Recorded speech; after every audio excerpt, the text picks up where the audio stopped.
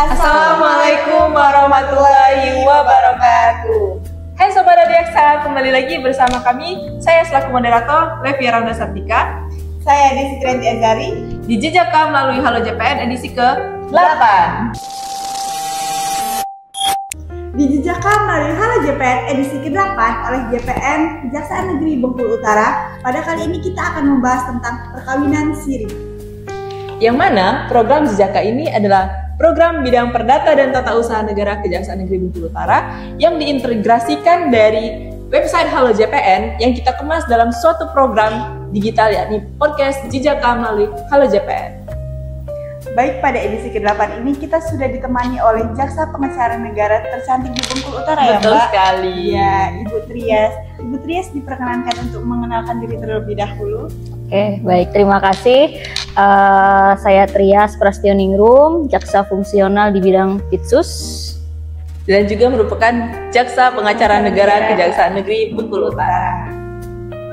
Baik Ibu, sesuai dengan tema kita pada hari ini yaitu mengenai perkawinan siri, ada pertanyaan dari masyarakat Ibu di website Halo JPN bahwa saudara beliau melakukan pernikahan siri tanpa pengetahuan istri sah dari suaminya.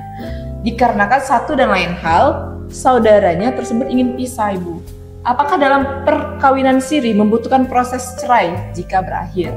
Dan apabila saudaranya dilaporkan oleh istri sah suaminya tersebut, apakah saudaranya tersebut dapat terkena hukuman pidana? Baik, terhadap pertanyaan tersebut, ada pernikahan siri yang dilakukan tanpa pengetahuan dari istri sahnya.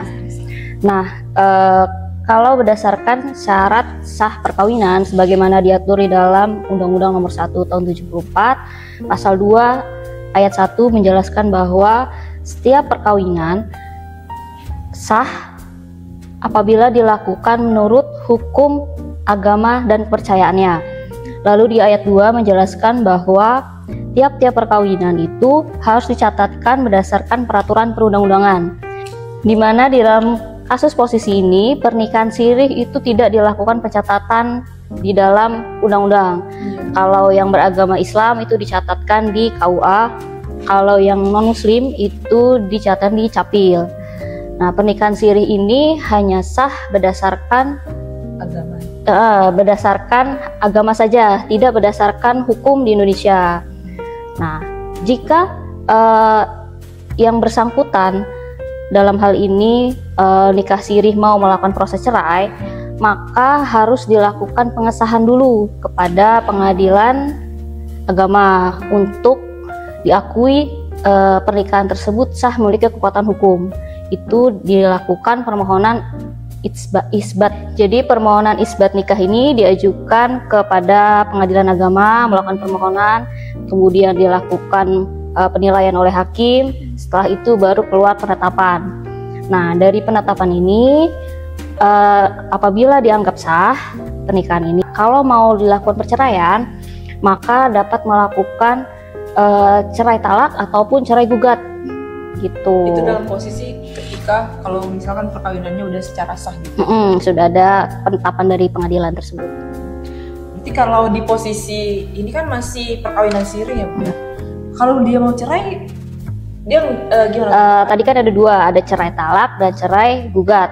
Kalau cerai gugat itu diajukan oleh si istri kepada pengadilan agama. Itu nanti apakah misalnya tidak menafkahi alasannya atau ditinggal atau KDRT atau apa bahasanya, nanti kan dilakukan permohonan dulu, nanti disidang di dalam pengadilan agama. Kalau cerai talak, yang menalak ini adalah suaminya, dan ditalak ini harus tetap ke pengadilan agama juga, ditalak saat lagi proses sidang gitu di hadapan majelis, seperti itu. Baik, terkait apakah dapat dilakukan hukuman pidana apa tidak terhadap si istri sirihnya, nikah siri, kalau dilaporkan sama istri saja. Sebenarnya dapat masuk dalam kategori diatur di dalam pasal 276 KUHP, sebagaimana juga diperkuat di dalam surat edaran Mahkamah Agung nomor 4 tahun 2016 yang menyatakan bahwa apabila seorang suami yang telah menikah namun tidak disetujui oleh istrinya untuk melakukan pernikahan lagi, maka pasal 279 itu dapat diterapkan gitu. Dan pasal 279 ini merupakan delik aduan. Jadi hanya korban yang dapat melakukan pengaduan kepada polisi. Kalau boleh tahu Ibu, pasal 279 itu tentang apa Ibu? Nah, pasal 279 ini pada ayat 1 dijelaskan bahwa dapat dipidana selama 5 tahun apabila melangsungkan perkawinan yang mengetahui bahwa perkawinan itu telah menghalangi dilakukannya perkawinan sah itu. Gitu. Ibaratnya buat pelakor ya. Pasal yang menyebut Pelakor. Jadi misalkan jadi seseorang lelaki itu nggak bisa asal menikah, jatuhnya kayak selingkuh gitu, walaupun dia katanya udah nikah secara siri, tapi kan nggak ada istilahnya tuh ada izin dari istri sahnya. Tanpa ada persetujuan itu si istri bisa menuntut karena dengan kasus perselingkuhan. Iya, makanya harus adanya delik aduan tadi ya Bu ya. Baik Ibu, dari pernikahan siri tersebut pasti ada menimbulkan masalah di balik. Pasti ada anak yang entah yang lahir di pernikahan siri tersebut, seperti itu kan. Nah, apabila ada anak dari hasil pernikahan siri tersebut, apakah anak tersebut mendapatkan hak waris yang sama seperti pernikahan yang anak dari pernikahan sah? Anak dari pernikahan sah secara negara. Sebenarnya anak yang lahir di dalam pernikahan siri itu dianggap anak luar kawin kalau bahasa perdatanya.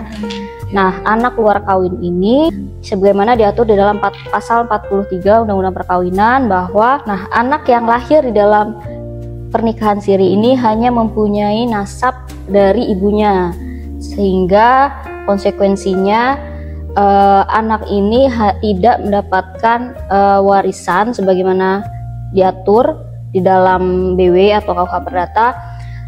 Kemudian apabila ada putusan MK, itu putusan MK nomor 46 tahun 2010 yang menyatakan bahwa anak di dalam pernikahan siri itu dapat diakui dari ayah biologisnya apabila berdasarkan ilmu pengetahuan, alat-alat bukti yang cukup bahwa dia dapat diakui, sehingga anak ini dapat waris sebagaimana anak kandung. Baik, terima kasih Ibu atas jawaban sebelumnya. Ada pertanyaan lagi Bu. Misalkan ada kasus si cowoknya yang sudah berusia dewasa, dikategorikan mungkin 20 tahun, sedangkan si ceweknya masih berusia 15 tahun Ibu. Itu bagaimana Bu? Dia melakukan pernikahan siri, tapi dari pihak si cewek ini kakaknya tidak setuju Ibu, kasusnya seperti itu. Keluarga ceweknya lah. Ya, si keluarga ceweknya itu tidak setuju adanya pernikahan tersebut, tapi orang tuanya memperbolehkan untuk melakukan pernikahan siri. Nah, pernikahan siri ini kan sebagaimana diatur dalam Undang-Undang Perkawinan, syaratnya untuk laki-laki adalah 19 tahun dan untuk perempuan itu 16 tahun. Nah, apabila telah dilangsungkan pernikahan antara si orang dewasa dan satu anak serta anak, itu yang sebenarnya keluarganya tidak setuju, ada salah satu keluarganya, itu dapat dilakukan pembatalan perkawinan, diajukan oleh si kakaknya ini. Nah, alasan pembatalan perkawinan ini karena tidak sah terkait umur tersebut. Ini diatur di dalam pasal 22 Undang-Undang Perkawinan. Pembatalan perkawinan itu dapat diajukan apabila tidak memenuhi syarat. Seperti itu. Perkawinan itu dilakukan harus ada wali, terus ada dihadiri oleh 2 saksi, ijab kabul. Pembatalan perkawinan ini nanti dilajukan ke pengadilan, seperti itu. Nah, terkait pembatalan perkawinan ini, kebetulan Kejaksaan melalui Jaksa Pengacara Negara dapat melakukan pembatalan perkawinan apabila perkawinan yang dilangsungkan tidak memenuhi syarat-syarat sah dalam Undang-Undang Perkawinan. Gitu. Wah, menarik sekali ya pembahasan kita pada sore hari ini. Baik Ibu, apakah ada closing statement untuk edisi ke-8 ini tentang perkawinan siri? Closing statementnya mungkin kepada seluruh, mungkin ada yang mau melangsungkan pernikahan atau mau melakukan pernikahan siri, sebaiknya dipikirkan dulu, karena akibatnya berlangsung juga kepada si ibunya dan juga nanti si anaknya di kemudian hari gitu.